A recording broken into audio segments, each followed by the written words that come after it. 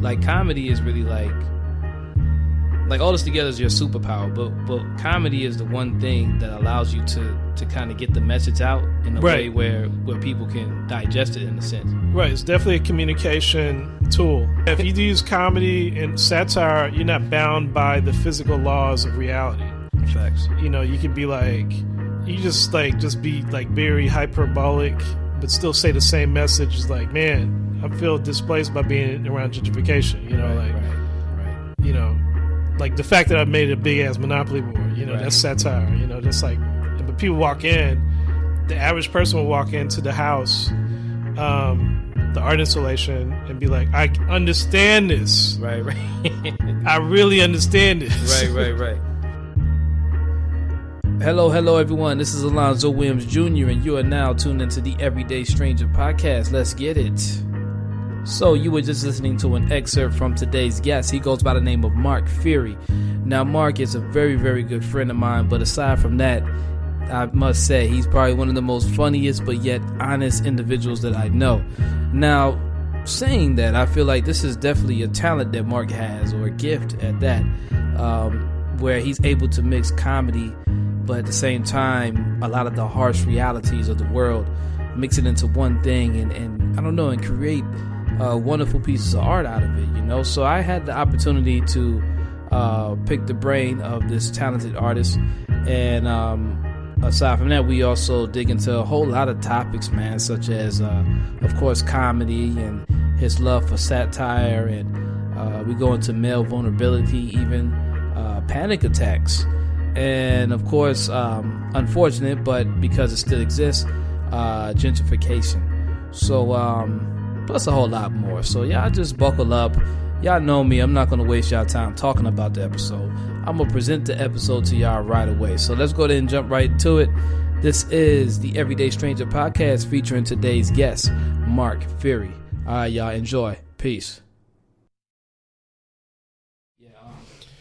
Yo, man, first, before we start, bro, I got to thank you, man. You know what I got to thank you for. I'm sure you do. Nah, man, what I do, man?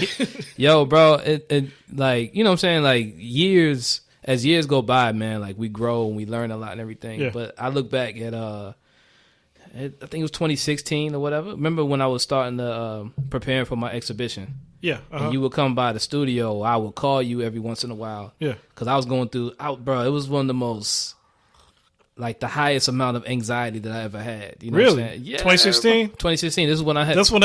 That's when my panic attacks had just started. The where? Panic attack. I had panic attacks in 2016. That was the first time I ever had those. For real, bro? Yeah. No. Man, it's like, huh? When was yeah, it was 2016. The exhibition was, remember, at the Community Artists Collective? Yeah, so was that after November or before? No, this was in February. So let's say 2015. Yeah, so that was before. Like, my panic attack started in November. I remember because Trump got in office. And bruh, I had no Zen idea. died, and my friend Vine died, and Prince.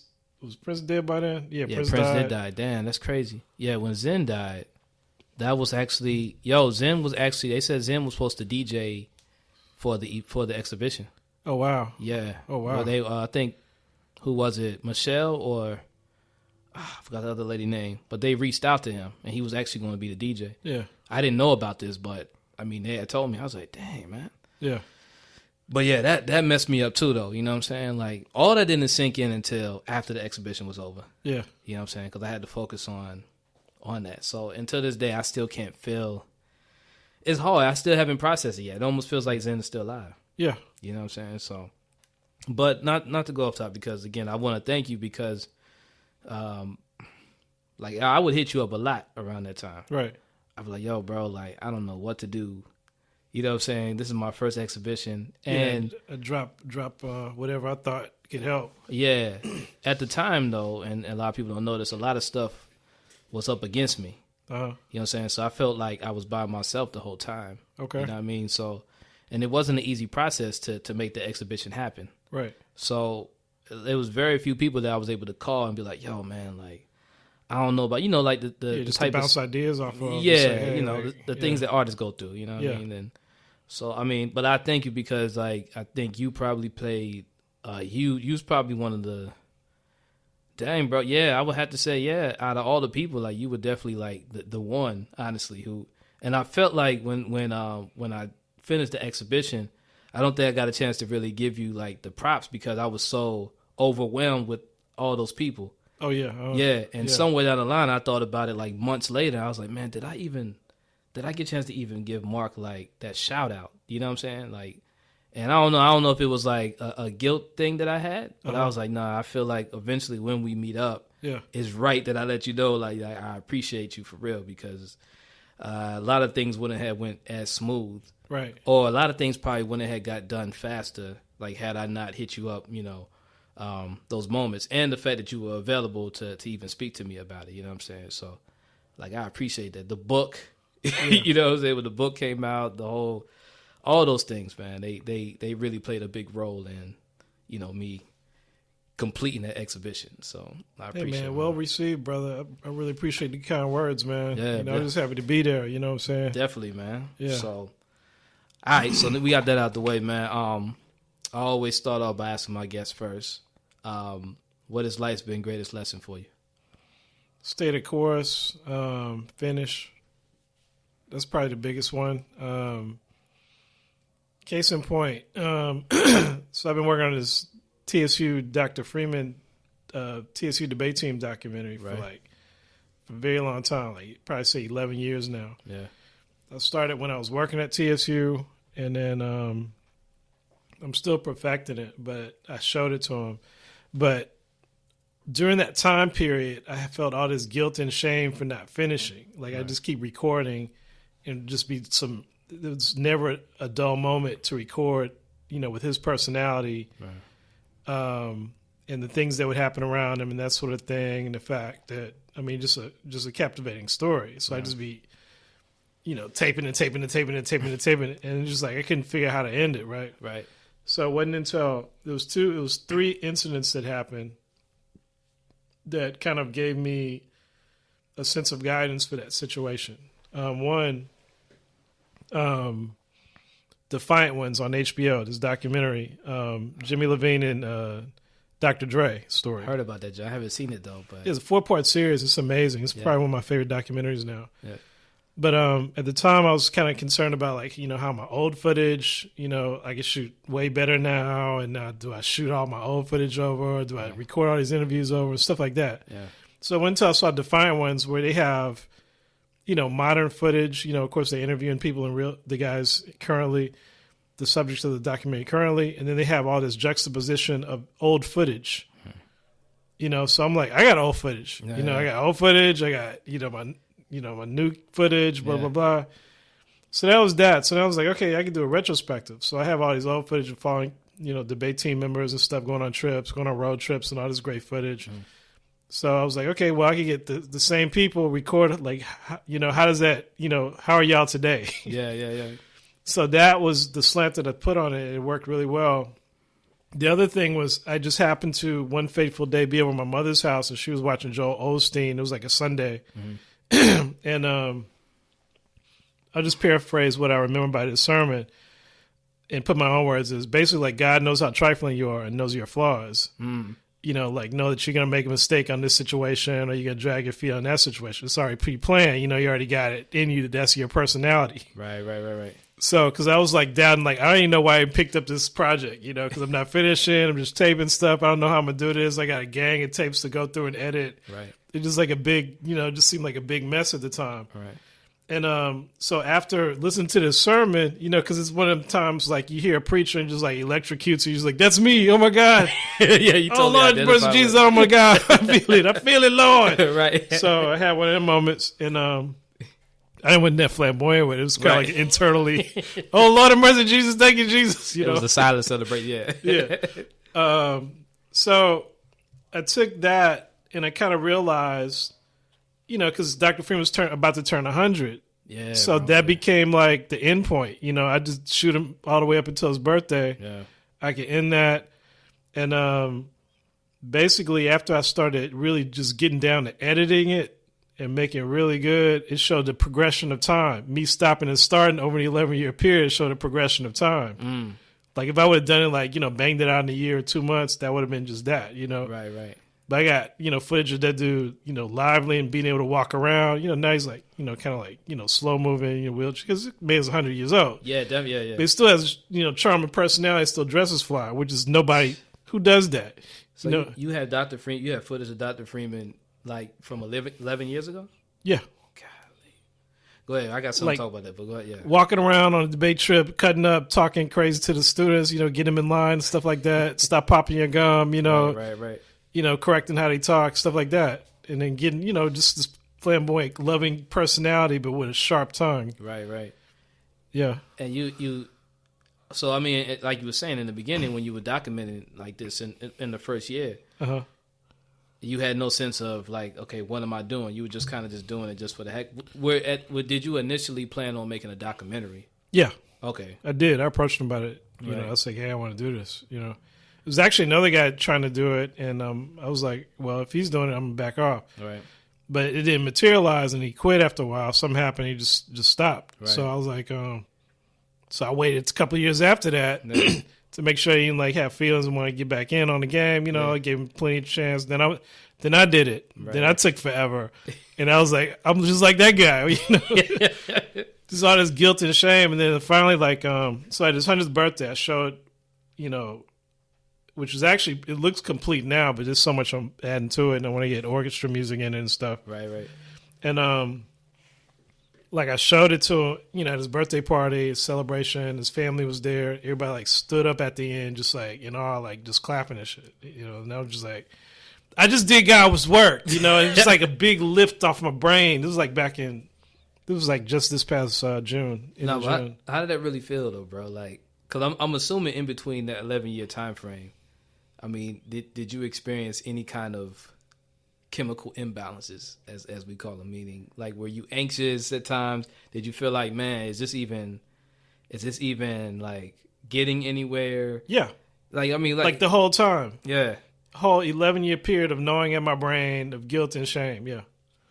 But then after the fact, because I think you get clues and where you're supposed to be through whatever instances that happen around you. Because I think as soon as you open your eyes, you're in church.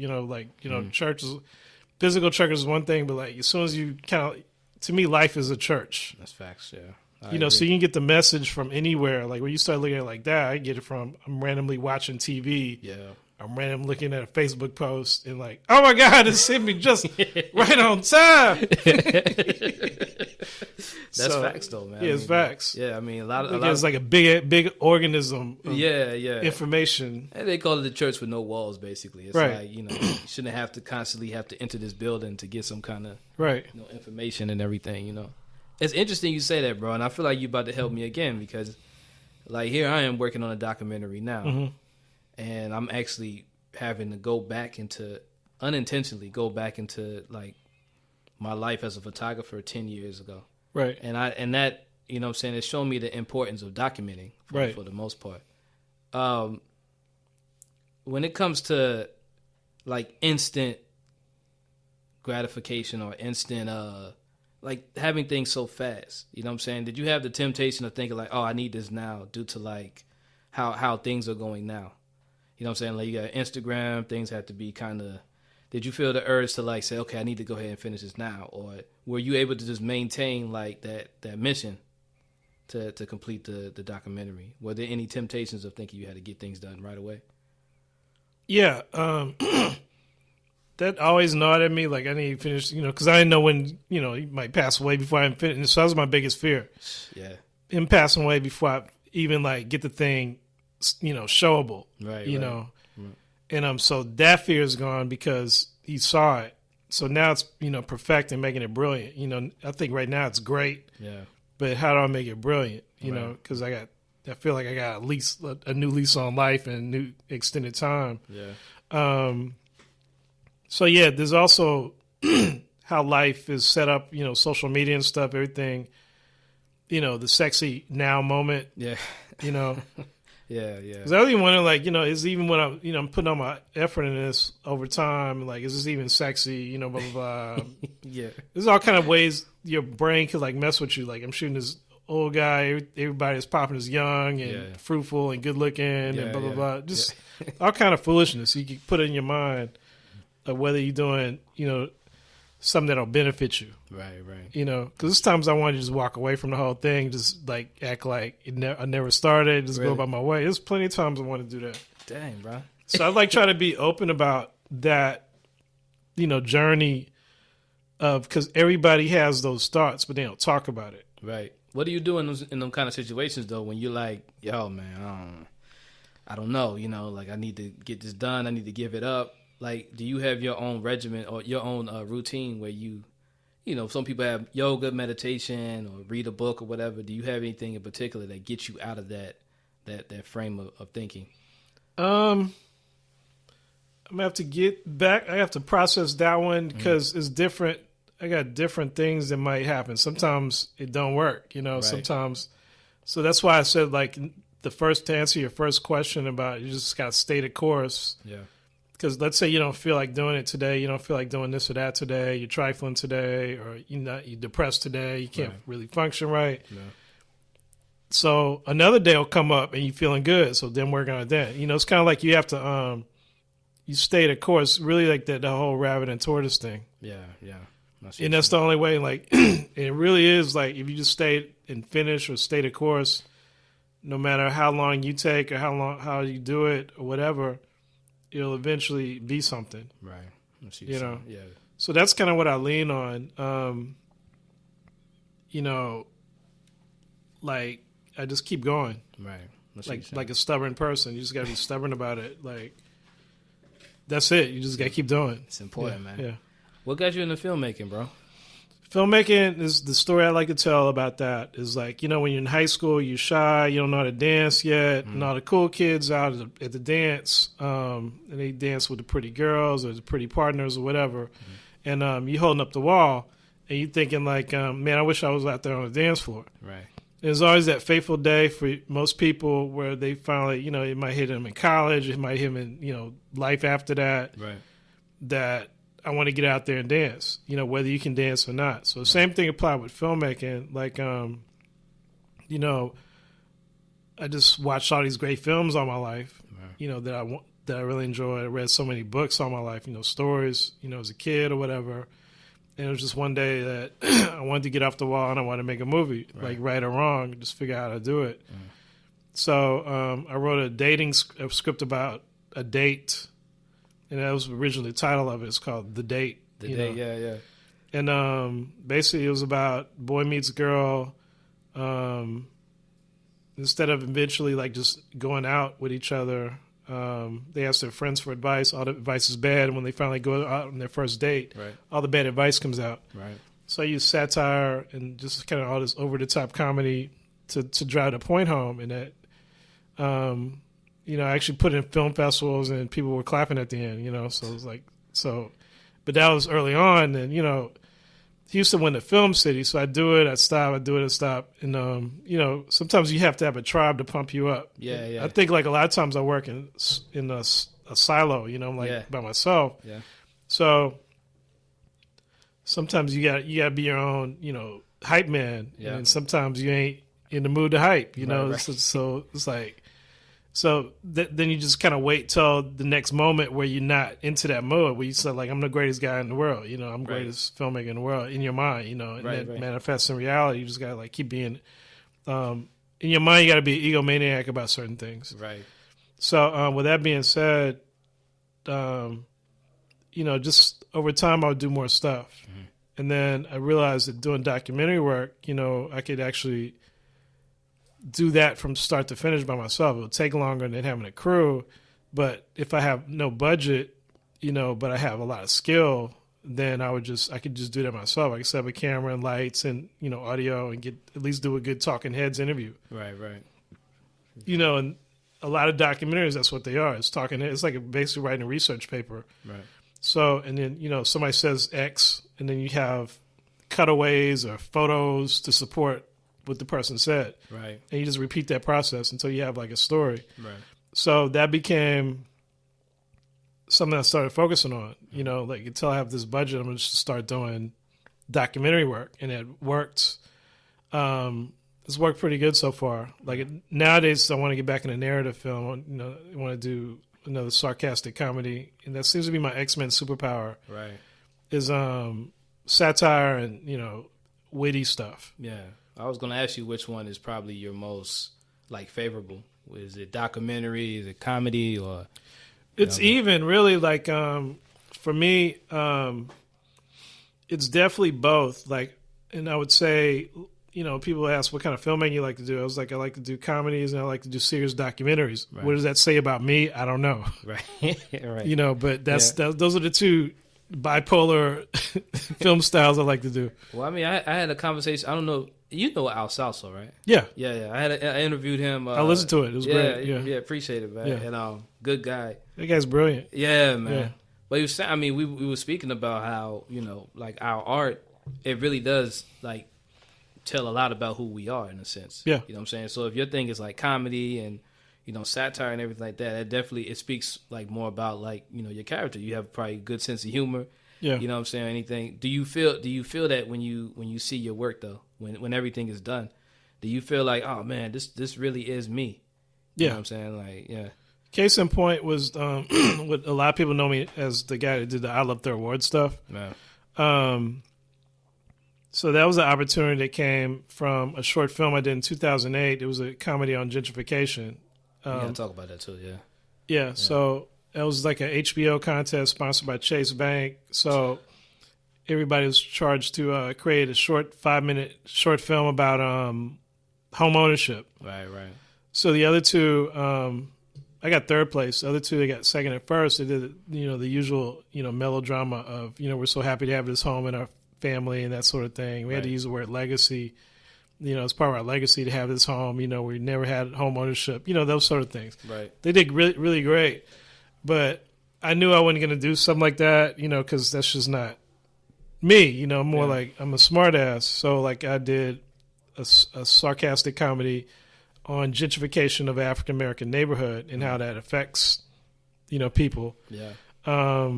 It was kind of like how Atlanta, like if you watch the show Atlanta, it's not a cohesive plot. Right. It's just scenes in this life that they live in. Yeah. So I did that in my world of like, you had a moving company called the Out of Here Moving Company. Mm-hmm.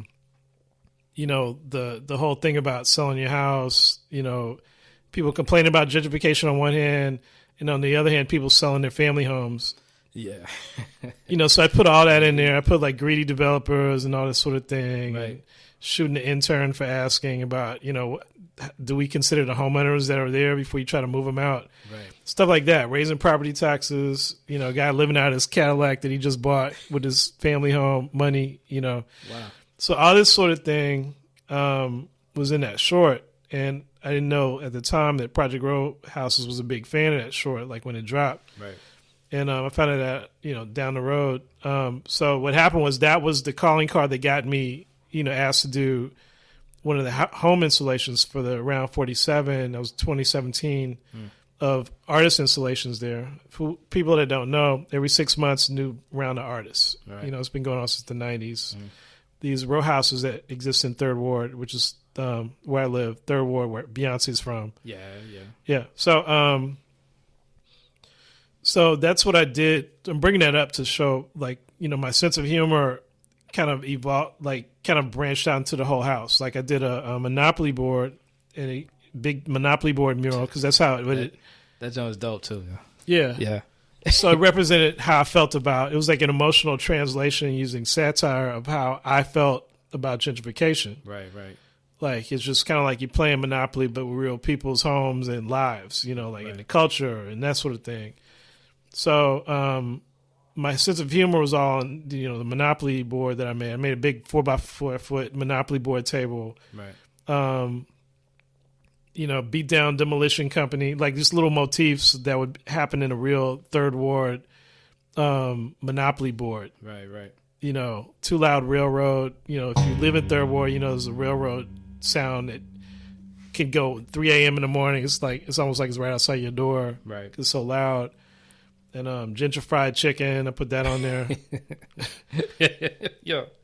You know what I'm saying? So like, for new businesses that come in and don't know nothing about the past, stuff like that. Right. So that's kind of like the future. I see a third ward. Like you're gonna have these, outside our business. Right now it's like a big fight because like the curveball is Turkey Leg Hut being over there. Right. And they making a gang of money and they buying up all the vacant businesses and making them into what they want to make it into. And then Steve Rogers, he's got like his he took over bar 50-15. Right.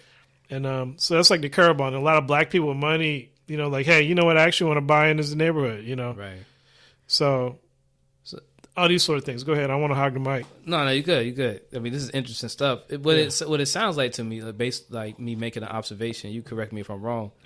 Like comedy is really like all this together is your superpower, but comedy is the one thing that allows you to kind of get the message out in a way where people can digest it in a sense. Right. It's definitely a communication tool. That's amazing though, bro. Right. And so you don't use it well. If you use comedy and satire, you're not bound by the physical laws of reality.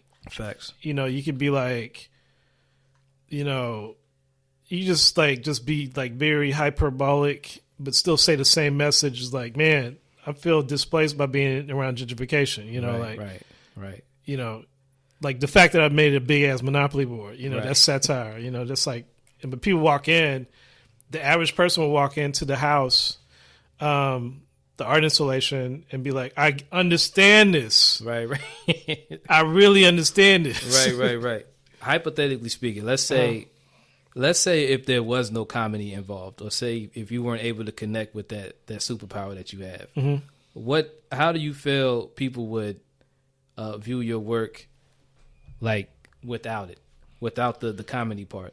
So then you go to the serious documentary side. Right. Like my photography. And we'll talk about the parallel between your show and the show, because you actually influenced me when I did my Art League show. So we'll get into that next. Okay, yeah, we got to talk about that. So me, I started seeing things like just kind of disappearing. Like I live in Third Ward. Right. And I was there as a child, and then I worked at TSU for 10 years. I did graphic design for the whole school. And so I was seeing things that I would just walk past, and I just wouldn't see it no more. And I was like, damn, what was here before? Right. So I came up with a term for that. I call it gentrification amnesia. Yeah, we be killing the gentrification joints, dog. Yeah. The gentrified chicken. Because I was like, I passed like a lot, and I'm like, damn, what was here before? So like, anyway, so without the comedy aspect, like just the fact that like, so I was also photographing things like buildings that I could tell weren't going to be around, and just like take aesthetic shots. I wait for the perfect lighting, the perfect, when it's raining, when it's wet, and it's the middle of the night. Yeah. You see the street lights and the shine of the building and the lights and stuff. Yeah. So I'd go maraud in the middle of the night. I go 3 o'clock in the morning. If the sky was pink, I took a picture of Frenchie's when it was still there, the original location. When the sky was pink, oh yeah, like I gunned it, man, bro. And it's like I took a picture, and 3 seconds later, the pink sky was gone. You choose like my uncle will call them the golden hours. Yeah. And this is the perfect time to shoot photography around those times. This was like a supernatural moment because like the sky was pink. It looked like some out of a movie. Right. The clouds were in it. I was like, man, I got to shoot something. Yeah. Something got to get shot. Right.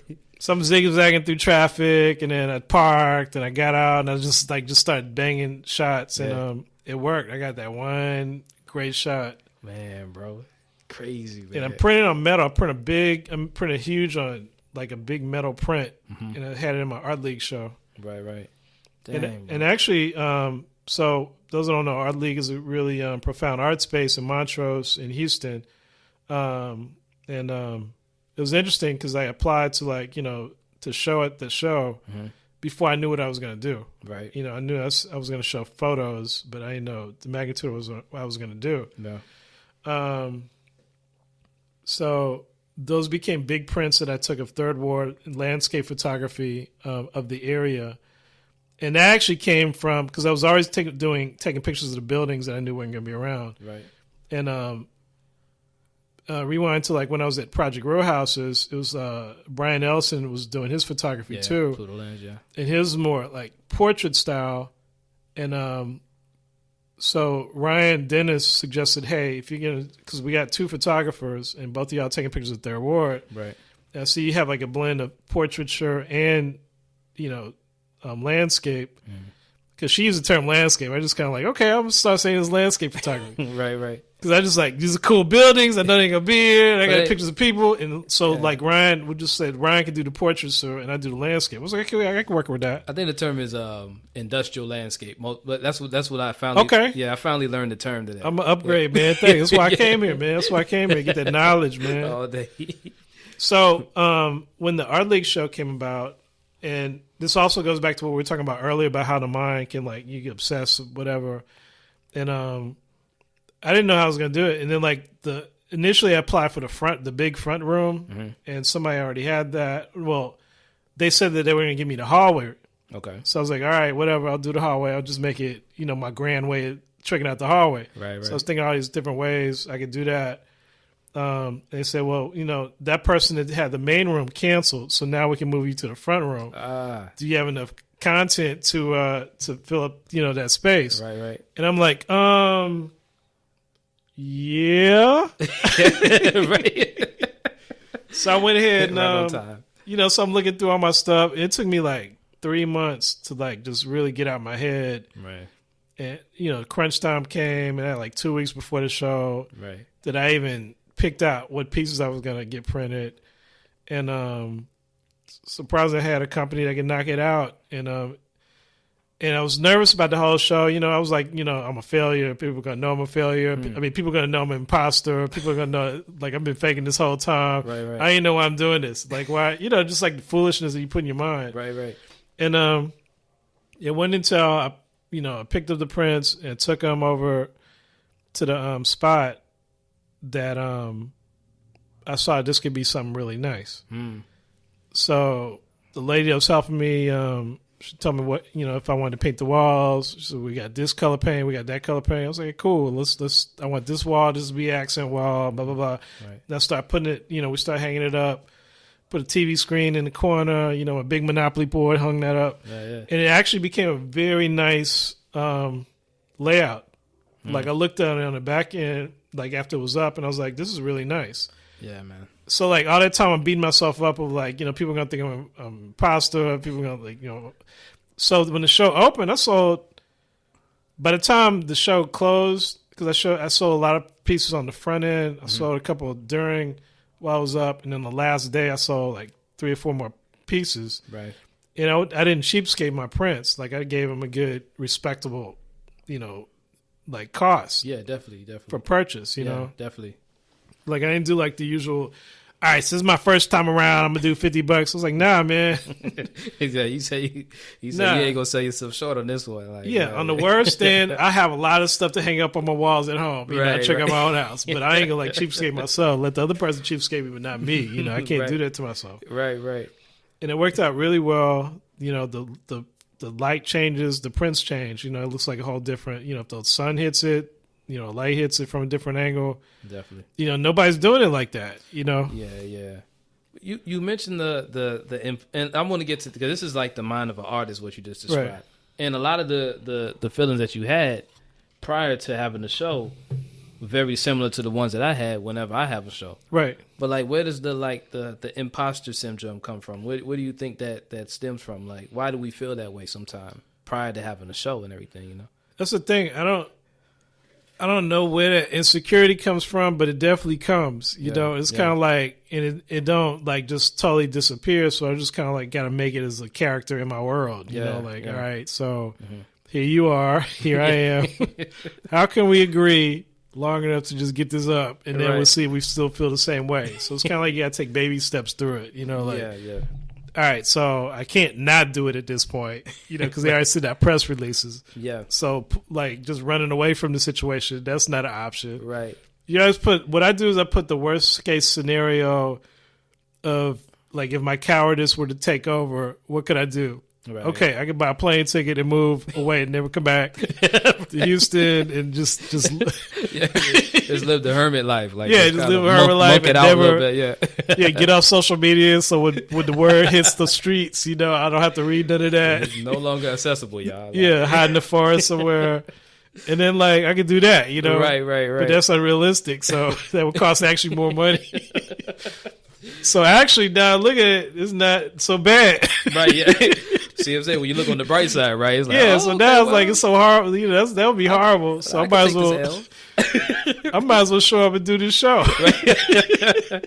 That's dope. But you had it timed out too. Like, okay, yeah, I got myself approximately a little bit of time to get out of here. If things don't work out the way it's supposed to and everything. Right. But with me, I think I know where it comes from sometimes. And I was telling us also the same thing. I was like, sometimes, bro, just being an artist can be a lonely endeavor. It is. You know what I'm saying? The isolation is pretty ass kicking sometimes. Yeah. And when you're creating, bro, you don't really have most of us don't have groups of people. Yeah. Yeah, telling us yo, this is dope, this is great. So basically, it's like you put yourself in, metaphorically speaking, a dark room, and you create this thing. And now you're like, okay, dang, man, no one has given me any opinions on this, nothing. And here I'm about to walk out this door and I'm about to see what everyone thinks. Right. You know what I'm saying? So it's a whole lot of preparing for the unknown in a sense. Because you don't really know what the response is going to be. But at the end of the day, I think it's still something in us. It's like, we know we're good. It's just that we don't have in raps, rappers and everything, or singers. You got people professional musicians. You got people that hype them up. Right. Yo, this is dope. This is dope. I know in my case, I don't get that all the time. A lot of times I spend a lot of lonely days, weeks trying to create. Yeah. And then trying to put it out to the public and everything. You know what I mean? Mm-hmm. And then sometimes social media doesn't help because, you throw everybody happy on social media. Look where I'm at. I'm in Ocho Rios. You know what I'm saying? I'm in Costa Rica. I got my, beach body going popping. And it's a lot of deceiving things though in a way, and then you have algorithms you have to worry about. So now if you're a stats person, you're looking yo, man, how come a lot of people ain't liking my stuff, man? Yo, am I not good enough anymore? And we fail to realize how the whole machine is working sometimes. Right. You know what I'm saying? So I mean, being an artist can be a lonely thing, and I think that's where that doubt and all those other things come up. You're in your head, man. A lot of times, the other person, there's no, somebody talk you out of it. Right. That's why, a lot of times I give other people pep talk when I see that they're going through something that I would have went through. Yeah. So it's kind of I'm helping myself. I'm helping somebody else. I'm helping myself too. It's I got to be that same coach. Yeah. See, that's the role you played in my life. That's what I was trying to tell you. I was like, okay, well, Mark probably don't know this. Because I think we both can keep a good poker face sometimes. Yeah. You know what I mean? And we could be going through something right now. Right. But, we tend to, we don't really scream and holler oh, I'm hurt. I'm going through this. It's we kind of hold on to it. You know what I mean? Which I don't think it's a bad thing. You know what I'm saying? Because sometimes especially for men, if you open up too much, then you may... vulnerability. Yeah, it's somebody can turn it against you. And I tell people, unless you're willing to own it and not really care what people think. Right. You know what I'm saying? But if you expect a positive response from certain people and you don't get that, then it's oh man. Really just owning it, not caring what the average person thinks. Mm-hmm. That takes, I wouldn't use this term strength, because you get fake be strong, be fake strong with it. It really is more like a grounding thing. Yeah. And I don't know if that's a strength thing, but it's more like a centering thing. Yeah. If you're centered, then none of that stuff will disturb you. Right. So, because that means you had to bypass your own sensitivity where it doesn't matter. You have to get underneath the sensitivity to the essence of your presence. Right, exactly. Beneath all that, the exterior and that sort of thing. Yeah. So I get those moments where I'm like that. Yeah, man. The rest of the day, the rest of the time, ain't like my post. Oh, Lord, ain't nobody buying my stuff no more. Oh, God. Well, Lord, why is this happening to Jesus? Why? It's all over. Why? It's over. I'm not even hyped no more, man. Nobody like my shit no more. Why? I'm gonna just retire. So that's how it is. It's like how, especially like, you know, because then you see like successful artists, you know, and they always look like they grinning and happy. They just sold a $70,000 painting, right. You know, but like, what are they like when that's, you know, sometimes they might feel like this is the last $70,000 painting I'll ever sell, you know, because nobody cares. You know, it might be a time when nobody cares, or somebody else younger and hotter than me, you know, because other people selling $1 million paintings. Yeah. You know, there's like all kind of ways you could adjust. The mind can adjust. Yeah, exactly, man. Everyone had their moments, man, really. Yeah. You know what I'm saying? Like, another thing, bro, you had mentioned something really key in the beginning. I'm telling you how I had all this anxiety and depression and stuff like that. But then you mentioned something like it was in November of 2015. 2016. 2016. Was that when the elections happened? Yeah. Or just... That's when Trump got elected. So, I mean, explain, because, I mean, I have yet to talk about... what, anxiety and panic attacks? I mean, no, I haven't had any, like, panic attacks, but, right. I mean, I haven't really been very vocal about politics or... Oh, okay. Yeah, matter of fact, and I probably won't for a long time, probably up until maybe my next show, but because when I think about it, when all that stuff did happen, like, man, I was on some, like, man, I'm trying to get out of here. Yeah. So this is when I started. That's when I ended up in Brazil and Africa and everything. And I was like, so I feel like for the past 4 years or almost 4 years, I kind of disconnected from America. You know what I'm saying? Because I just didn't. It was overwhelming for me. Yeah. And had it not been for those trips, then I mean, it could have been like a possible panic attack or something. You know, right? You got to release and be around other people, be outside of that. Yeah, it's too much outside of the atmosphere. It's just overwhelming. But in your case, man, what what were the things that led to those like panic attacks and everything? Was it just that, or just like a? No, it wasn't just. It was like just the whole fog of the energy at the time. Right. You know, like because.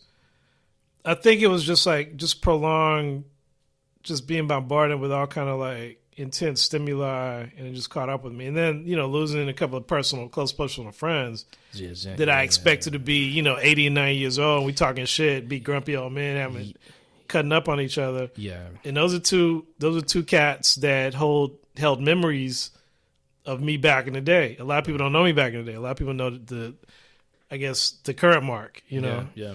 So that kind of affected me a certain way, and then, I couldn't work. I couldn't I just tried to start Uber, and then I couldn't do it. I couldn't be.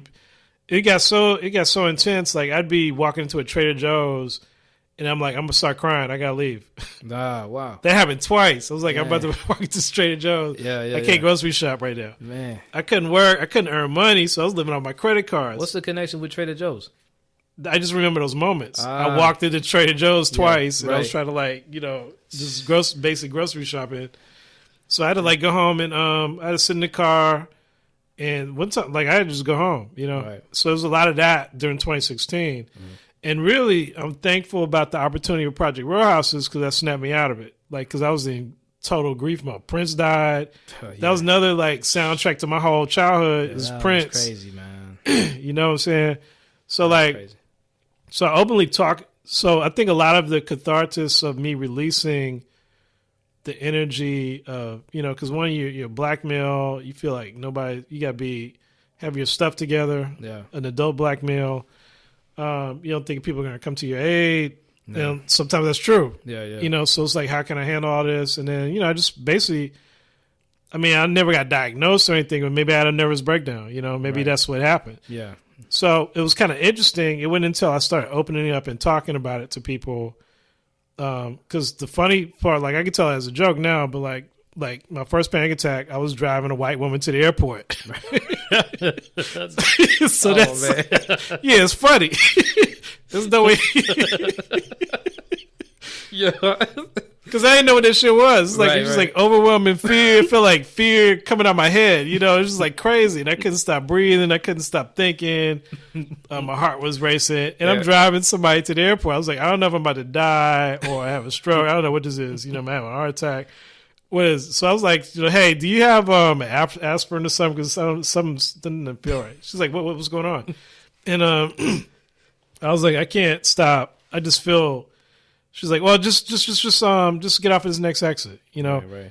And you know, thank God she was cool. Yeah, you know. Cool, yeah. So we pulled over. We was parked into a gas station, and she's like, "So what's going on?" She got in the front seat with me, and she started talking to me. So what's going on? How you feeling? I was like, I can't stop. You know, just can't. You know, my brain's just going, and I just blah blah blah. Right. She's like, "Oh, okay. So you like, you know, breathing pretty rapidly?" I was like, "Yeah."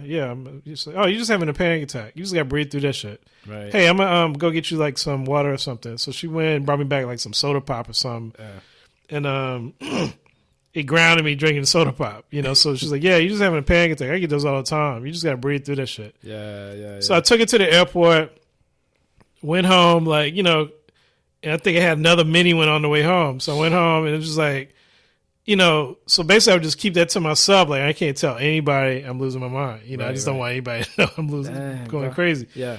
So, so one of my friends said, "Hey, can you meet me somewhere? I need I forgot why we had to meet. But I was like, I don't know if I could drive. You know, I'm not feeling well." He's like, what's going on? He's like, I just, you know, I'm having like anxiety or something.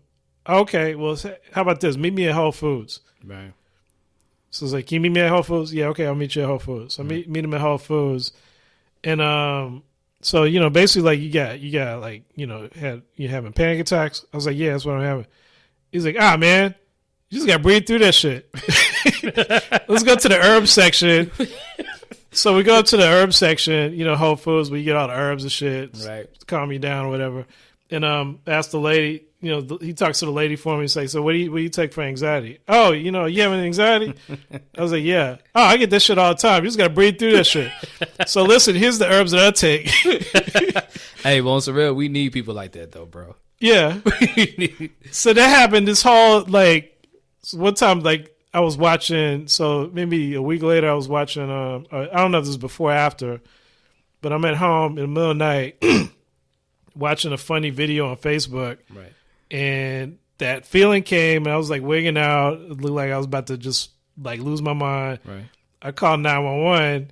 The ambulance comes. I go out in the yard because I don't want to, you know, because in my mind, I'm like, I'm having a stroke. I'm about to die. Right. So I'm like in the front yard, trying to be visible just in case somebody want somebody to see me. Like something happened. Yeah. Yeah, something happened. Yeah. So the ambulance comes.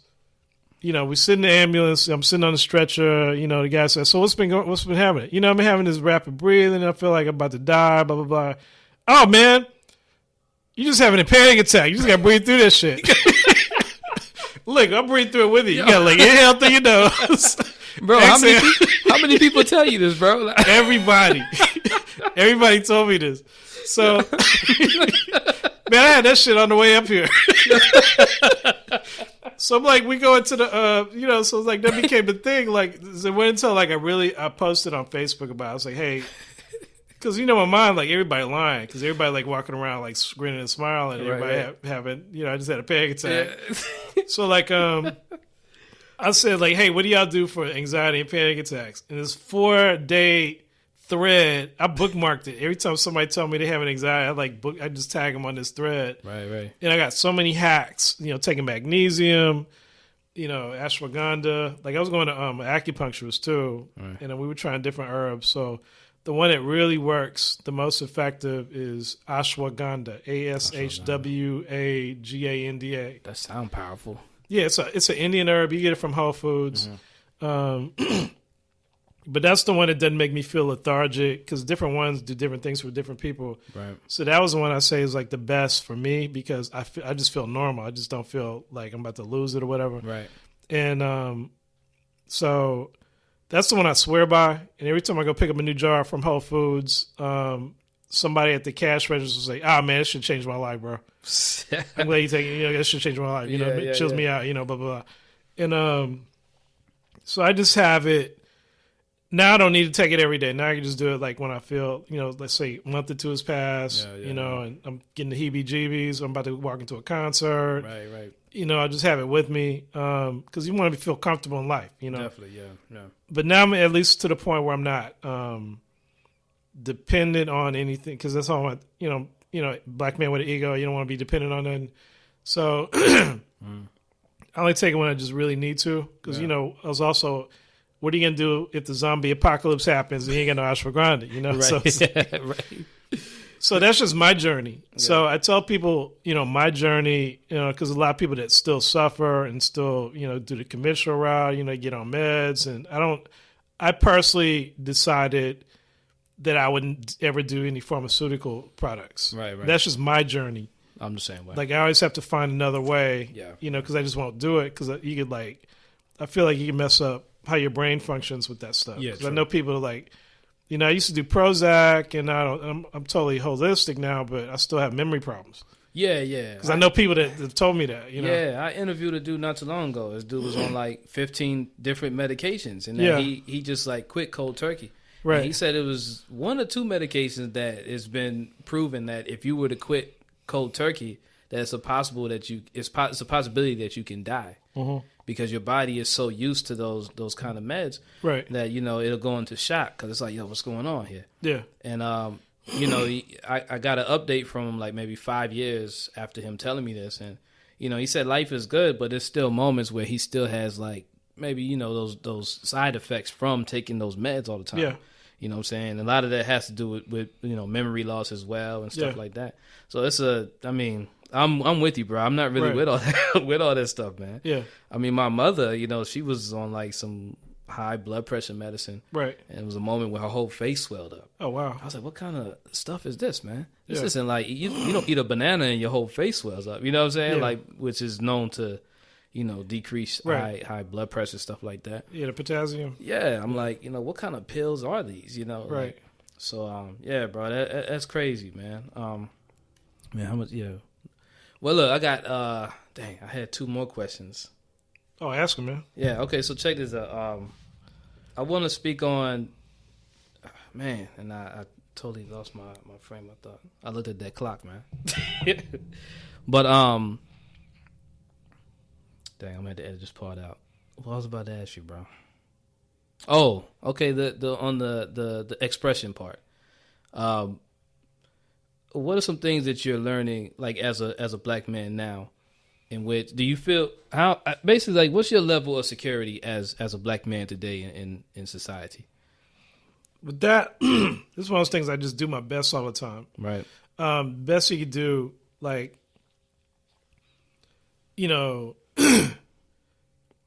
like you feel like you need to be at 100 all the time, but it's really hard. Right.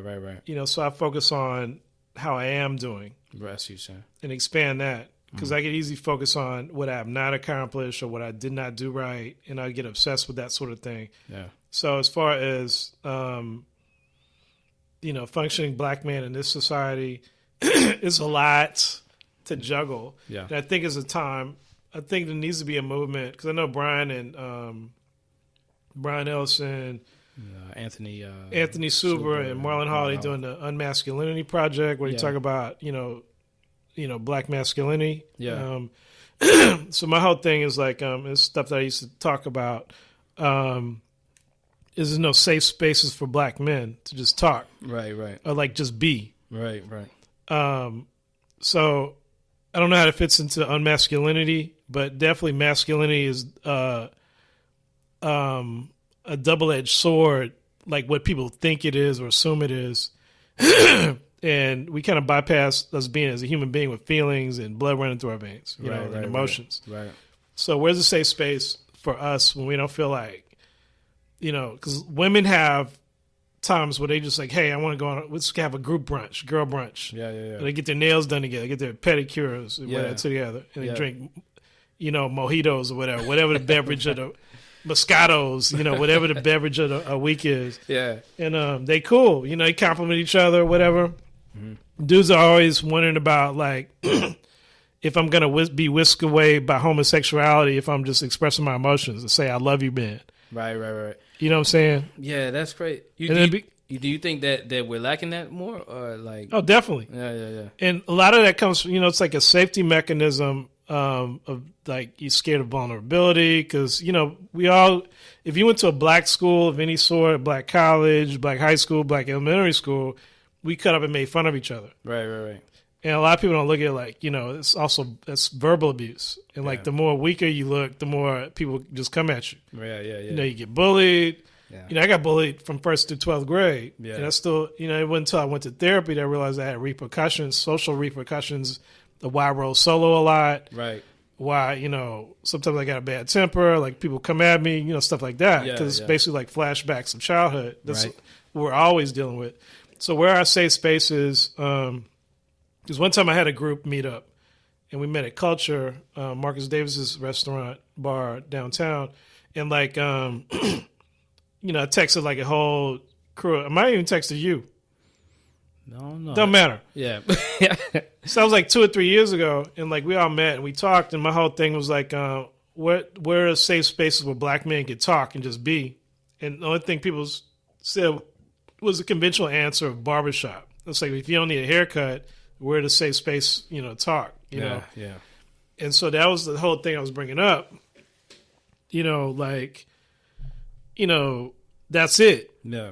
You know, and we don't organically do that, you know, like even when we're together, you know, the dudes that are in the frat, you know, they don't really talk like, you know, it's kind of like, you know, sports, women, making money, the fight, the game. Yeah. You know, so when we talk about like, man, like I had anxiety. Right. I mean, but these are things, bro, I don't know. Cause I mean, and I guess with me, I do recall moments where it's been very difficult to do it, to actually, you know, talk about that. But this was like maybe years later. And then I don't know if it was from the traveling, if it was from the divorce, maybe, if it was from just a lot of things that were just happening. Right. And I probably reached one of those moments when, like, you know, when someone's getting bullied so much, they become like more dangerous. Yeah. Or they stand up for themselves type thing. You become it's like hurt people. You become the bully. Yeah. But then, like, you know, but at the same time, you become that bully. But you almost take the powers from the bully, but then you use them for good now. You know what I'm saying? So in my life personally, I know that back then I used to be like, and I know what I was doing wrong. I used to be very vulnerable. But what I learned was that, like, I was expecting like a pat on the back at the same time. And what that was doing was it was messing me up. It opened me up for people to say, man, you sound like a little punk. You know what I'm saying? Yeah. Like, man, shut up. You just sensitive ass. You know what I'm saying? Right. Like, and I'm like, man. And the only difference between then and now is that I say things like, yo, man, I be struggling with anxiety bad. Yeah. But I don't care what anyone says. Like, oh, man, you know, this and that. But I think people can feel that energy. They're like, is this dude does he want me to, like, you know, does he want me to say, like, yeah, man, yeah, it's okay, this and that? Or is he really owning that to the point where, you see what I'm saying? Yeah. Like, there's no expectation in what I'm saying anymore. Right.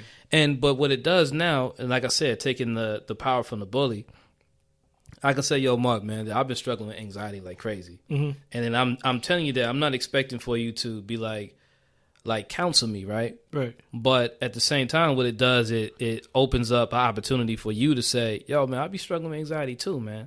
And then you got, you know, that's when people start speaking. Right. I think that's what men, that's really the only thing that men probably will have. Black men or men in general, is we can open up so that another person can open up. Right. But I honestly feel like there's no pat on the back for none of us, especially not for women, I'm be honest. Like, I mean, at least from my experience, if I ever open up to that point and I expected for a woman to respond in a way that I would want her to respond, it never happens. Never happens.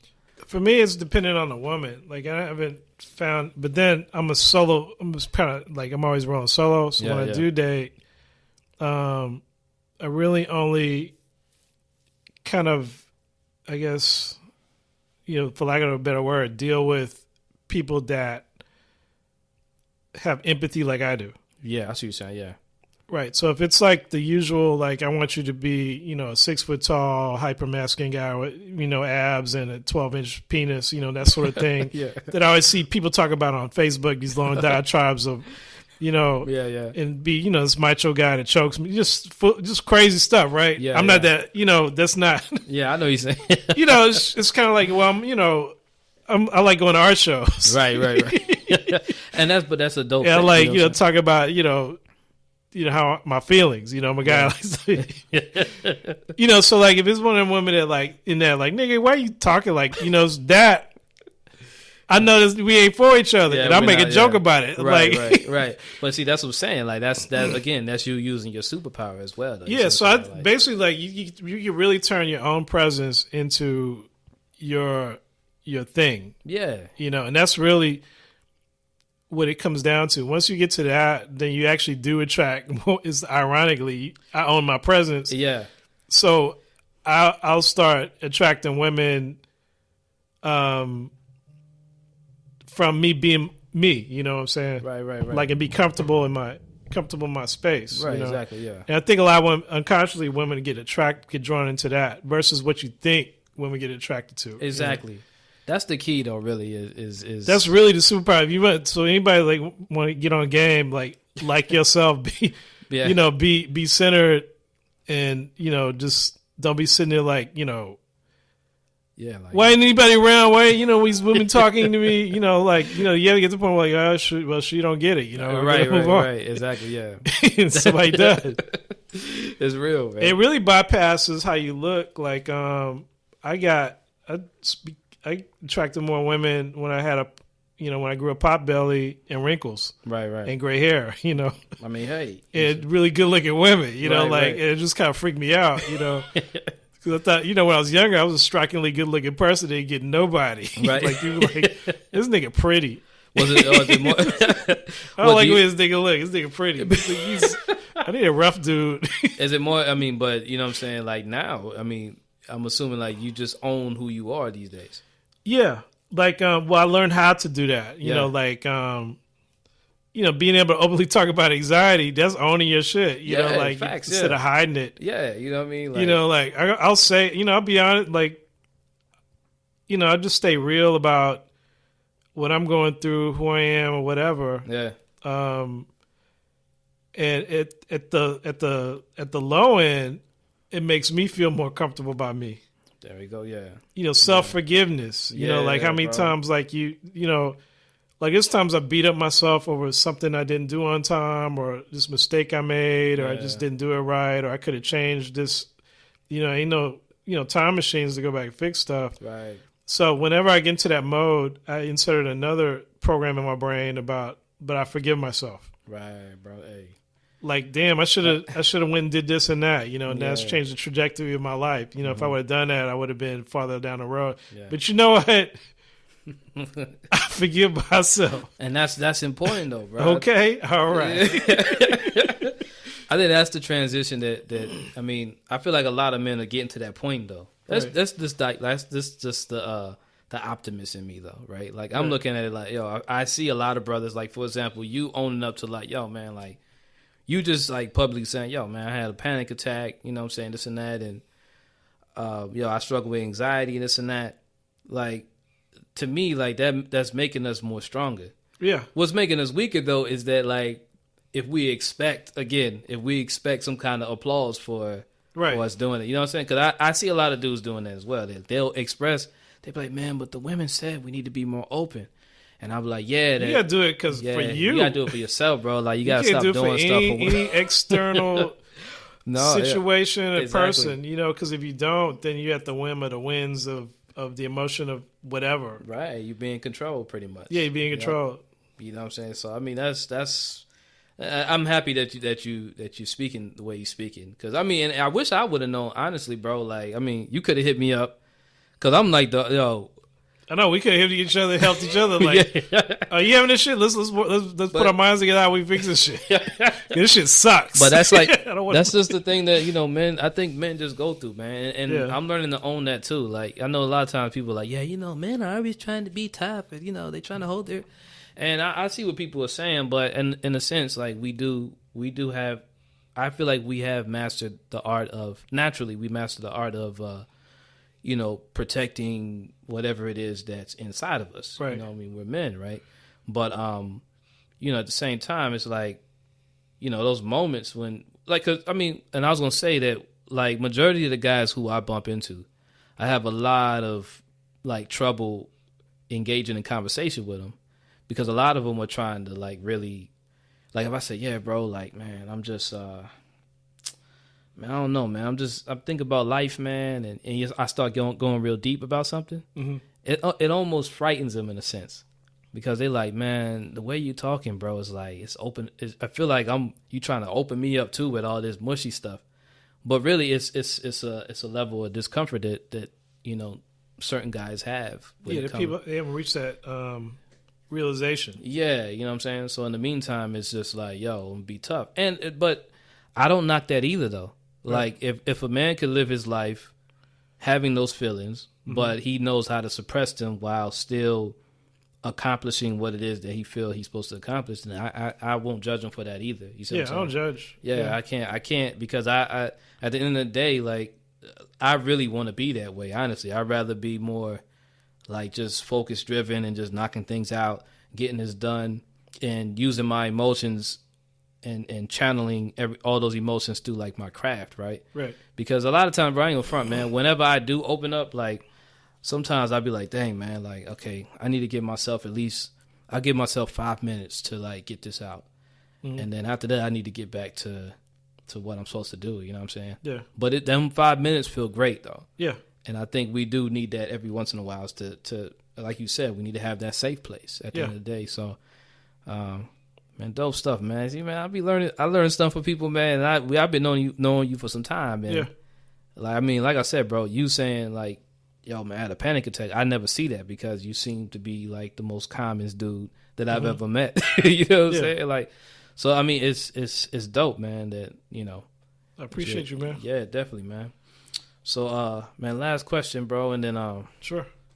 And I ask everyone this question at the end of the show, and that's if you had word that you only had 365 days left on this planet, how would you see your life after hearing that? After hearing that I have a year to live? Yeah.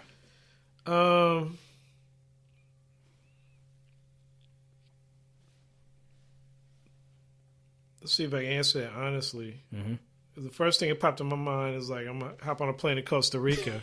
Yeah. And be around nature for the rest of my days, you know? Yeah. You know what I'm saying? Like, just run up a credit card and never pay that shit off. I'm going to do me now. You know, I did everybody else. So, you know, I definitely probably get out of America because, you know, why be pressed and you know, like, you know, nice, cheap, like go to a nice, cheap country that I could chillax for a year. Yeah. And watch the sunsets and my money will stretch and I ain't got to worry, you know, about that, where I'm going to stay, you know, I do that. I would actually do that, be in the mountains, you know, and you know, water. Mm. That's what I would do. Right.